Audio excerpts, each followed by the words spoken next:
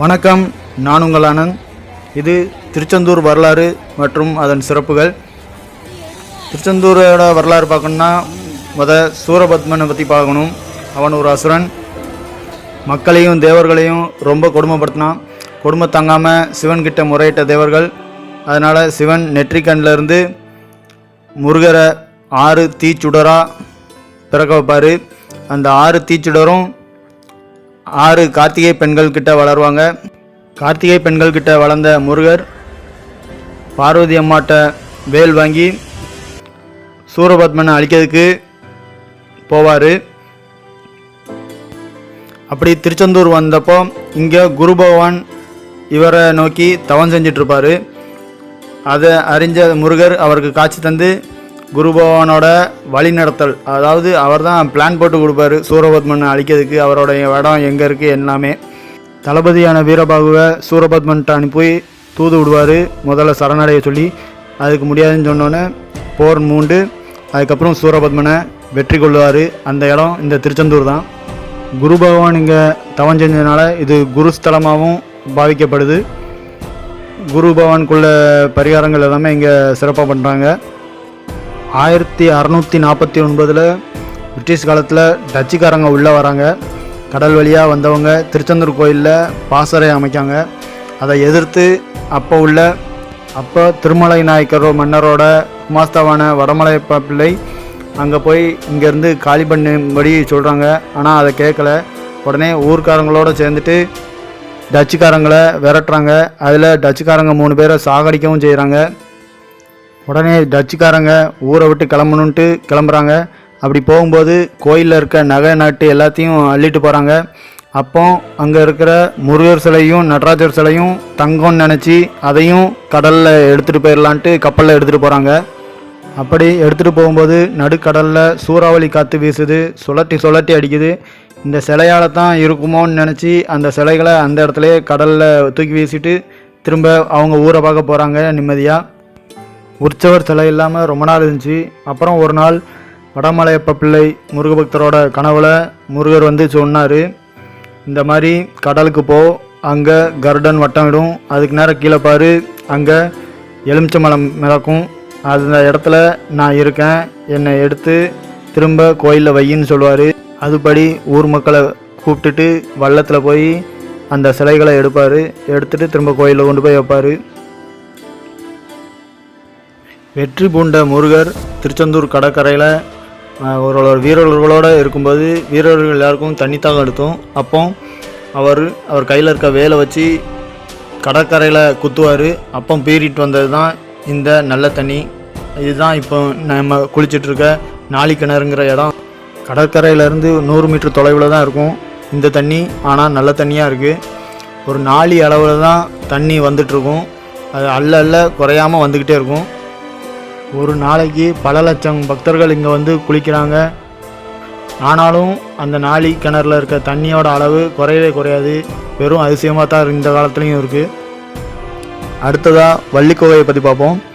வள்ளிக்கோகை இது வந்து முருகர் போரில் வெற்றி அடைஞ்சி தேவர்கள் அவரோட பொண்ணை, அதாவது தெய்வானையை மனம் முடிச்சு கொடுத்தோன்னா கோவத்தில் வள்ளி இந்த குகையில் வந்து ஒளிஞ்சதாக ஒரு வரலாறு. இன்னொரு வரலாறு படி பார்த்தோம்னா வள்ளியை துரத்தி காதலித்த முருகர் அவருக்கு ஹெல்ப் பண்ணதுக்கு பிள்ளையார் வந்து யானை ரூபத்தில் வந்து வள்ளியை துரத்திட்டு வருவார். அப்படியே அதை துரத்திட்டு வரும்போது வள்ளி ஒளிஞ்ச இடம் தான் இந்த வள்ளி குகைன்னு ஒரு வரலாறு. இந்த குகை இருக்கிற பகுதியை பார்த்திங்கன்னா ஒரு மலை இது மாதிரி இருக்கும், ஒரு மணலில் செஞ்ச மாதிரி புத்து மாதிரி இருக்கும். அது ஒரு மலை இதாக இருக்கும். அதே மாதிரி கோயில் உள்ள பெருமாள் சன்னதிக்கிட்ட பார்க்கும்போதும் அந்த இது இருக்கும். வரலாற்றுப்படி இந்த கோயில் இருந்த இடத்துல ஒரு மலை இருந்ததாகவும் அந்த மலை காலப்போக்கில் அப்படியே கடலோட சீற்றத்தாலையும் கடலுக்கு கீழே போயிட்டுன்ட்டு ஒரு வரலாறுன்னு சொல்லுவாங்க. இது வள்ளி குகையோட வரலாறு. திருச்செந்தூர் கோயில் கொடிமரம் ரொம்ப விசேஷமானது. அதில் 21 வாதைகள், அதாவது 21 மாடங்களும் குடியிருக்கிறதா ஒரு ஐதீகம் இருக்குது. இங்கே இருக்க கொடிமரம் மக்களால் கொண்டு வந்து வச்சதில்லை, சாமி, அதாவது 21 சாமி வந்து வச்சதா ஒரு ஐதீகம். அந்த 21 சாமியும் இப்போவும் அந்த கொடிமரத்தில் வாழ்கிறதா ஒரு நம்பிக்கை இருக்குது. காலையில் 5:30க்கு அந்த கொடிமரத்துக்கு பூஜை பண்ணுவாங்க. அந்த பூஜையை பார்க்குறது ரொம்ப விசேஷம். 21 சாமிகளோட அருளும் அப்போ கிடைக்கும்ன்ட்டு ஒரு நம்பிக்கை இருக்குது. அந்த கொடிமரம் எப்படி வந்ததுன்னு கற்குவேல் ஐயனார் கோயில் வரலாறு வீடியோவில் சொல்லியிருப்பேன், கீழே டிஸ்கிரிப்ஷனில் கொடுப்பேன், பாருங்கள். கொடிமரத்தோட வரலாறு உங்களுக்கே தெரியும். இது 2வது கொடிமரம் தான். இதுக்கு முன்னாடி ஒரு கொடிமரம் வந்துச்சு. அது முருகர் இலங்கையில் இருக்க ஒரு மன்னரோட கனவுல சொல்லி சந்தன மரத்தை வெட்டி கடலில் போடுவார் அந்த அரசர். அப்படி போட்ட சந்தன மரம் திருச்செந்தூர் கோயில் முன்னாடி கரை ஒதுங்கும். அதை எடுத்து கொடிமரமாக வச்சாங்க. அது காலப்போக்கில் சிதிலம் அடைஞ்சுது. அதுக்கப்புறம் தான் இப்போ இருக்கிற இந்த கொடிமரம். ஆண்டிகள் கூடி மடம் கட்டினதாக சொல்லுவாங்க. ஆனால் இங்கே ஒரு 5 சாமியார்கள் சேர்ந்து இந்த திருச்செந்தூர் கோயிலோட ராஜகோபுரத்தை கட்டினாங்க சொன்னால் அவங்களால நம்ப முடியுதா? ஆமாம், அதுதான் உண்மை. ஆறுமுகம் சுவாமிங்கிற சித்தரோட கனவுல வந்த முருகர் எனக்கு ராஜகோபுரம் கட்டுன்னு சொல்லுவார். ஆனால் என்னால் எப்படி முடியும், ஏன்ட்டே அம்மஞ்சல்லி இல்லை, நானே ஒரு பரதேசி அப்படின்ட்டு அவர் சொல்லுவார். நீ ஒன்றும் கவலைப்படாத, நீ கோபுரம் கெட்டுற வேலையை பாரு, அதுக்கான ஆளுங்களையும் தேடி கண்டுபிடி, அதுக்கான ஊதியமாக என்னோட பன்னீர் இலை விபூதி பிரசாதத்தை அவங்களுக்கு கொடு, அது போதும் அப்படின்னு சொல்லுவார். அதுபடி கோயில் திருப்பணியும் நடக்கும். ராஜகோபுரம் கட்டியவங்களுக்கு அந்தந்த நாளுக்குள்ள கூலியை விபூதி பிரசாதமாக கொடுத்துருவார். அந்த விபூதி பிரசாதத்தை திருச்செந்தூர் கோயிலில் இருக்க பிள்ளையார் கோயில் முன்னாடி போய் அந்தந்த கூலிக்காரங்க திறந்து பார்ப்பாங்க. விபூதி அவங்க என்னென்ன வேலை செஞ்சாங்களோ அதுக்கேற்ற சம்பளமாக மாறி இருக்கும். அப்படி தினமும் கட்டினது தான் இந்த கோயில் ராஜகோபுரம். அப்படி ஒரு நாள் விபூதி கொடுக்கப்போ அது ஊதியமாக மாறலை. உடனே முருகர்கிட்ட முறையிட்டார் ஆறுமுகசாமி. உடனே நீ காயல்பட்டினத்தில் இருக்க மரைக்காயரை போய் பாரு அப்படின்ட்டு சொல்லுவார். மரைக்காயர் கனவுல உப்பு மூடைய அவர்கிட்ட கொடுக்க சொல்ல தான் சொல்லியிருப்பார் முருகர். உடனே அவர் போனதும் உப்பு மூடையை தூக்கி அவர்கிட்ட கொடுப்பாரு. அந்த உப்பு மூடையை பிள்ளையார் கோயில் முன்னாடி வச்சு பார்க்கும்போது முழுக்க தங்க காசுகளாக மாறியிருக்கும். அதை வச்சு ராஜகோபுரத்தை கட்டி முடித்தாங்க. பாஞ்சாலங்குறிச்சி ஆண்ட வீரபாண்டிய கட்டபொம்மன் எல்லாருக்கும் தெரியும். அவர் மிகச்சிறந்த திருச்செந்தூர் முருகரோட பக்தமும். மற்ற வேளையில் சாப்பிட்றதுக்கு முன்னாடி திருச்செந்தூர் கோயிலில் பூஜை ஆகிட்டினதுக்கப்புறம் தான் இங்கே சாப்பிடுவார். அதுக்குன்னு வேலையாட்களை திருச்செந்தூர் கோயிலேருந்து பாஞ்சாலங்குறிச்சி வர அங்கங்கே நிப்பாட்டி வச்சுருந்தார். அந்த கோயில் பூஜை மணி அடித்ததுக்கப்புறம் அவங்க வேலையாட்கள் ஃபுல்லாக ஒவ்வொரு மணியாக அடித்து பாஞ்சாலங்குறிச்சி கோட்டைக்கு அந்த இது சேரும். அது சேர்ந்ததுக்கப்புறம் தான் சாமி கும்பிட்டு அவர் சாப்பிட ஆரம்பிப்பார். கட்டபொம்மன் அவர் பூஜை ரூமில் வச்சு பூஜை பண்ண முருகர் சிலை, ஜக்கம்மா தேவி சிலை எல்லாமே திருச்செந்தூர் கோயிலில் வெளிப்பிரகாரத்தில் பைரவ சன்னதிக்கு அந்த பக்கம் இருக்குது. நீங்கள் போனாலும் பார்க்கலாம், எப்போ போனாலும். ஒரு நாள் பிரிட்டிஷ்காரன் திருச்செந்தூர் கோயிலுக்கு வந்தான். அப்போ அங்கே பூஜை நடந்துகிட்டு இருந்தது ஜெயந்திநாதர் சிலைக்கு. அப்போ 2 பக்கமும் சாமிக்கு சாமரம் வீசிகிட்டு இருந்தாங்க. அது பார்த்துட்டு கிண்டலாக பிரிட்டிஷ்காரன், என்ன உங்கள் சாமிக்கு வேர்க்குமா, எதுக்கு சாம்பரெல்லாம் வீசுகிறீங்க அப்படின்னு சொன்னார். ஆமாம் துரை அப்படின்னு சாமியார் சொல்லுவாங்க. உடனே அப்படின்னா அதை நான் பார்க்கணுமே அப்படின்ட்டு சேர் போட்டு உட்காந்துருவார். உடனே சாமரம் வீசுகிறவங்க நிப்பாட்டிடுவாங்க. ஒரு 10 நிமிஷம் தான் இருக்கும். திரும்ப சிலையிலேருந்து முத்து முத்தாக வேர்வை துளி உதிர ஆரம்பிக்கும். அது உடனே பிரிட்டிஷ்காரன் அதை பார்த்துட்டு வியந்து நிற்பான். அது சாமரத்தை பட்டு துணியால் பொத்தி எடுத்து புழிஞ்சி பிரிட்டிஷ்காரன்ட்ட காட்டுவான். பாருங்கள் சாமி, எங்கள் சாமிக்கு வேர்த்துருக்கு அப்படின்னு ஆச்சரியமாக பார்த்து கடவுளை கும்பிட்டுட்டு போவார் பிரிட்டிஷ்காரன். கடல்ல இருந்து திரும்ப எடுத்த இந்த சிலை கொஞ்சம் சிதிலம் அடைஞ்சி கொஞ்சம் இதாக இருக்கும். அது இப்போவும் நீங்கள் நடராஜ சிலையிலையும் முருகர் சிலையிலையும் பார்க்கலாம். ஒரு நாள் திருச்செந்தூரில் தேரோட்டம் நடக்கிறப்ப சிவகாமி பரதேசி அம்மாள் அப்படிங்கிறவங்க வந்தாங்க. அவங்க வேறு யாரும் இல்லை, திருமலை கோயிலை கட்டினவங்க அவங்க தான். அந்த அம்மா வந்தப்போ பரதேசின்னு நினச்சி சாமியார்கள்லாம் விரட்டி விட்டுட்டாங்க. உடனே சோகமான அந்த பரதேசி அம்மா கடற்கரையில் போய் உட்காந்துட்டாங்க. திருச்செந்தூரில் ஓடிட்டு இருந்த தேர் உடனே நின்றுட்டு, யாரை இழுத்தாலும் யானை வச்சு இழுத்தாலும் அசையலை. உடனே எல்லாரும் கஷ்டப்பட்டாங்க.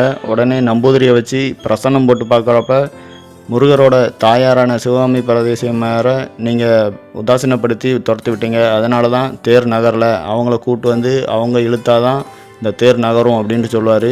உடனே அவங்கள தேடி கடற்கரை பக்கம் போவாங்க. அந்த அம்மாள் திரும்ப தொட்டு இழுத்ததுக்கப்புறம் தான் தேர் திரும்ப ஓட ஆரம்பிக்கும்.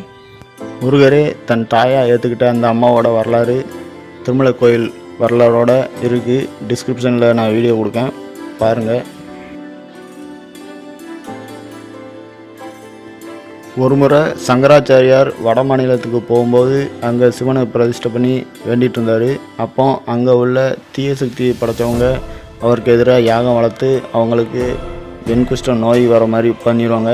உடனே சிவன் அசரீரியாக வந்து நீ திருச்செந்தூர் போ, அங்கே உனக்கு இந்த குணமாகும் இந்த நோய் அப்படின்ட்டு சொல்லுவார். உடனே வான்மார்க்கமாக திருச்செந்தூர் வந்த சங்கராச்சாரியார் அங்கு முருகருக்கு கீழே நாகங்கள் அமைதியாக இருக்கிறத பார்த்துட்டு ஆச்சரியப்பட்டு அதுக்கு மேலே ஒரு பாடல் பாடுவார். அந்த பாடல் பாடினதுக்கப்புறம் அவருக்கு அந்த நோய் குணமாகும். அது ஸ்கந்த புஜங்கம் சொல்லுவாங்கன்னு நினைக்கிறேன், சரியாக தெரில அந்த பாடலுக்கு பேர். ஒரு நாள் முருகனடியார் திருச்செந்தூர் கோயிலில் வந்து படுப்பார். அப்போ அவருக்கு முருகரை பற்றி பாடணும்னு ஆசையாக இருக்கும், ஆனால் அவருக்கு வராது. உடனே முருகர் நீ உமர் புலவரை போய் பாரு அப்படின்னு சொல்லுவார். அதுபடி உமர் புலவரை போய் அந்த முருகனடியார் பார்ப்பார். அவர் இலக்கியங்களில் கற்றுத்தேர்ந்தவர். அவர் வழிகாட்டல்படி பாடல்லாம் பாட கற்றுக்குவார். அதுபடி முருகர் மேலே ஒரு பாடல் பாடி ஓலைச்சுவடி கொண்டு வந்து திருச்செந்தூரில் வந்து பாடுவார். பரதேசின்னு நினச்சி அங்கே உள்ள சாமியார்கள் எல்லோரும் சேர்ந்து அவரை விரட்டி அடிச்சுருவாங்க. உடனே கடற்கரையில் போய் கோவத்தோடு அவர் எழுதின ஓலைச்சுவடியெல்லாம் கடலில் தூக்கி வீசிடுவார். அது ஸ்ரீலங்காவில் போய் கரை ஒதுங்கிச்சு. அங்கே உள்ள ஒருத்தர் வந்து அதை படித்து இதோட அற்புதத்தை தெரிஞ்சுக்கிட்டு திருச்செந்தூரில் வந்து சொன்னார். அதுதான் இப்போ ஸ்கந்த புராணமாக விளங்குது. இதோட முதல் பிரதி சிலோனில் இன்னும் இருக்குது. முருகர்கிட்ட இருந்து ஓடி மாமரமாக மாறி ஒளிஞ்சு நின்ன சூரபத் மாமரத்தை ரெண்டாக பிளந்து வேல் பாதியாக மயில் பாதியாக அவர் ஆக்கி ஆட்கொண்டுக்குவார். சூரபத்மனோட வேண்டுதல் கிழங்க தன்னோடையே வச்சுக்குவார். மயிலை வாகனமாகவும் சேவலை கொடியிலையும் வச்சுக்குவார். அப்படி வச்சுக்கிட்ட இடமும் இந்த திருச்செந்தூர் தான். திருச்செந்தூர் கோயிலில் முருகர் சன்னதிக்கு பின்னாடி சம்ஹாரமூர்த்தின்னு ஒரு சன்னதி இருக்குது. அது இப்போவும் பெரிய பெரிய விவிஐபி எல்லாருமே வந்து சம்ஹார பூஜை சத்ரு பூஜை எல்லாமே பண்ணுவாங்க. ரொம்ப விசேஷமான இடம். நான் போனாலும் அங்கே போய் கொஞ்ச நேரம் உட்காந்துட்டு தான் வருவேன். ரொம்ப விசேஷமான இடம். போகிறவங்க அந்த இடத்த மிஸ் பண்ணாமல் பாருங்கள், கும்பிட்டுட்டு வாங்க, நல்லது நடக்கும். திருச்செந்தூர் கோயிலில் திருப்பணி செஞ்ச இந்த 5 பேரோட ஸ்ரீவ சமாதி திருச்செந்தூரில் தான் இருக்குது. 3 பேரோட சமாதி மூவர் சமாதின்னு கடற்கரையில் இருக்குது. எல்லாருமே பார்த்துருப்பீங்க. அங்கே கும்பிட்டுட்டு தான் திருச்செந்தூர் கோயிலில் போய் கும்பிடணுன்ட்டு ஒரு ஐதீகம். அடுத்து இன்னொருத்தரோட ஸ்ரீவ சமாதி வந்து கார் பார்க்கிங் பக்கத்தில், அதாவது கோயிலுக்கு பின்னாடி கார் பார்க்கிங் பக்கத்தில் இருக்குது. இன்னொரோட ஜீவ சமாதி வந்து ஸ்ரீவைகுண்டம் ஊர் பக்கத்தில் இருக்குது. திருச்செந்தூர் கோயில் வந்து கடல் மட்டத்துலேருந்து 10 அடி கீழே தான் இருக்குது. ஆழிப்பேரிலை, அதாவது சுனாமி வந்தப்போ உலகத்தில் எல்லா பக்கமும் கடல் வந்து ஊருக்குள்ளே வந்துச்சு. ஆனால் திருச்செந்தூர் பக்கம் வந்து கடல் வந்து உள்வாங்கிச்சு. திருச்செந்தூர்லேருந்து ஒரு 2 கிலோமீட்டருக்கு அந்த பக்கம் இருக்க வீரபாண்டியப்பட்டினத்தில் கூட ஊருக்குள்ளே வந்துச்சு. ஆனால் திருச்செந்தூர் கோயில் முன்னாடி வந்து கடல் வந்து உள்வாங்கிச்சு, மேலே ஊருக்குள்ளே வரல. அது வந்து பெரும் அதிசயமாக இருக்குது. அதுக்கும் முருகர் தான் காரணம்னு சொல்கிறாங்க. எது எப்படியோ, ஆனால் அது ஒரு பெரும் அதிசயம்தான் இப்போ வர. அதுக்கப்புறம் அப்பப்போ கடல் உள்வாங்கும் அதிசயமும் இப்போ நடக்குது. முருகர் சூரபத்மனை போரில் வென்றதும் அவருக்கு பிரம்மகத்தி தோஷம் பிடிக்கும். அதை போக்குறதுக்கு முருகர் தன் கையாலேயே பஞ்சலிங்கம், அதாவது 5 லிங்கங்களை வச்சு பூஜை பண்ணுவார். அந்த லிங்கம் இப்போவும் திருச்செந்தூர் மூலவர் சன்னதிக்கு பின்னாடி இருக்குது. இப்போ யாருக்கும் பார்க்க கடவுள் இல்லை. ஒருவேளை விஐபி விவிஐபியாக இருந்தால் பார்க்கறதுக்கு வாய்ப்பு இருக்குது. சரி, திருச்செந்தூர் ஊர் பேர் எப்படி வந்துச்சுன்னு பார்ப்போம். போரில் வென்றின முருகரை ஜெயந்திநாதர்னு கூப்பிடுவாங்க. அதாவது ஜெயந்தினா வெற்றி, வெற்றி அடைஞ்ச நாதர் ஜெயந்திநாதர். அவரோட பேரால் தான் இந்த திருச்செந்தூர் ஊர் பேர் விளங்குது. ஜெயந்தி ஊர், அதாவது வெற்றி பெற்ற ஊர். அதுதான் திருங்கிறது மரியாதை நிமித்தமாக முன்னாடி போட்டு திரு ஜெயந்தி ஊர். திரு ஜெயந்தி ஊருங்கிறது தான் காலப்போக்கில் மருவி திருச்செந்தூர்னு ஆயிட்டு. முருகரோட அறுபடை வீடு எல்லாருக்கும் தெரியும். ஆனால் உண்மையிலே படை வீடுன்னு சொல்கிறதுக்கு தகுதியுடைய ஊர் இந்த திருச்செந்தூர் தான். ஏன்னா இங்கே தான் முருகர் தன்னோட படைகளை முகாமிட்டிருந்தார். வெற்றி பெற்று தன்னோட படைகளோடு இருந்த ஊர், அதாவது படை வீடு. அதுக்கான முழு தகுதி உடைய ஊர் இந்த திருச்செந்தூர் தான். அறுபடை வீட்டில் இதுவும் ஒரு படை வீடுன்னு சொல்லுவாங்க. ஆனால் உண்மையிலே இதுதான் படை வீடு. இங்கே நடக்கிற சாயாபிஷேகம்ங்கிறது வேற எங்கேயும் நடக்காது, ரொம்ப விசேஷமானது.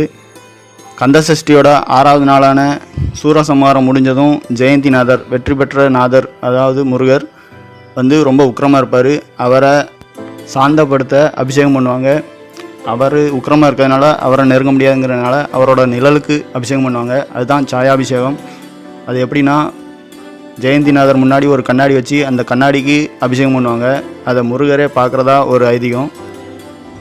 திருச்செந்தூர் முருகர் தென் மாவட்டங்களில், குறிப்பாக திருநெல்வேலி, தூத்துக்குடி, கன்னியாகுமரி மாவட்டங்களில் குடும்பத்தில் ஒருத்தர். அவர் ஜாதி மதம் எதுவும் இல்லாமல் எல்லாரோட கல்யாணம் முடிஞ்சதும் முதல்ல போகிறது, தம்பதி சமேதமாக போய் பார்க்குறது இவரை தான். திருச்செந்தூர்லாம் போய் கும்பிட்டுட்டு வருவாங்க. குலதெய்வம் கோயில் போகிறாங்களோ இல்லையோ, முதல்ல திருச்செந்தூர் போய் கும்பிடுவாங்க. அந்தளவுக்கு குடும்பத்தில் ஒருத்தர் இவர். சிலப்பதிகாரம், நக்கீரன் பாட்டு, அகநானூறு போன்ற நூல்கள்லையும் திருச்செந்தூரை பற்றி சொல்லியிருப்பாங்க. அப்போ திருச்செந்தூர் எவ்வளோ பழமை வந்ததுன்னு தெரிஞ்சுக்கோங்க. அப்பேற்பட்ட திருச்செந்தூர் முருகரை பற்றி நான் சின்ன பிள்ளையிலேருந்து கேட்ட தகவல்களும் பார்த்த செய்திகளையும் உங்கள்கிட்ட பகிர்ந்தது எனக்கு ரொம்ப சந்தோஷமாக இருக்குது. இது போக உங்களுக்கு தெரிஞ்ச தகவல் எதுவும் இருந்தாலும் கமெண்டில் சொல்லுங்கள், எல்லோரும் பார்த்துக்கலாம். மேலும் இன்னொரு வீடியோவில் சந்திக்கிறேன். நன்றி, வணக்கம்.